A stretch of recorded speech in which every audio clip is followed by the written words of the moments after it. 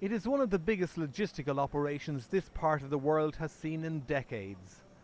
The aid continues to pour into the airport at Port-au-Prince. 4 days after the earthquake struck, dog teams are still arriving from all over the world in the faint hope that someone might still be pulled from the rubble.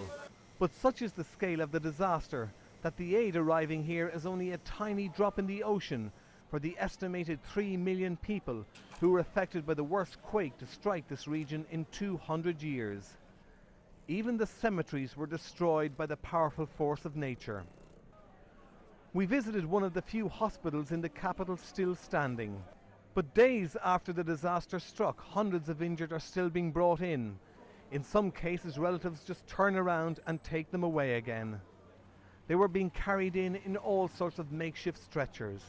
But inside the gate of the hospital we were met by the pitiful sight of people laying everywhere on the ground, in the faint hope that they would eventually be seen.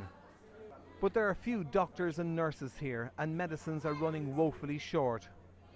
Volunteers try to keep the place clean, but it's a losing battle. I mean, as you can see, it's pretty chaotic. We're short with supplies, medical personnel, everything. You know, people are all over the hallways. There's hygiene issue going on, so I'm helping with the cleaning. I mean, we just need a lot of aid, medication, doctors, nurses. There's not enough doctors and nurses. There's not here. Enough anything. Family members try to comfort their relatives, even the simple task of brushing their teeth. But this place is a living hell. No X-ray equipment and no electricity. The numbers of people who have died in this earthquake may never be known. The figures they're talking about at the moment are 50,000, 60,000, maybe up to 100,000. But one thing is evident. There are injured people all over the place in this city.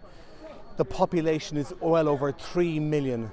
How these people are going to be given the medical aid that they need in the hours and days ahead, no one really knows, because the scene inside in this just one hospital is absolutely chaotic, and people have been waiting here for days trying to get some treatment. Charlie Bird, RTE News, Port-au-Prince.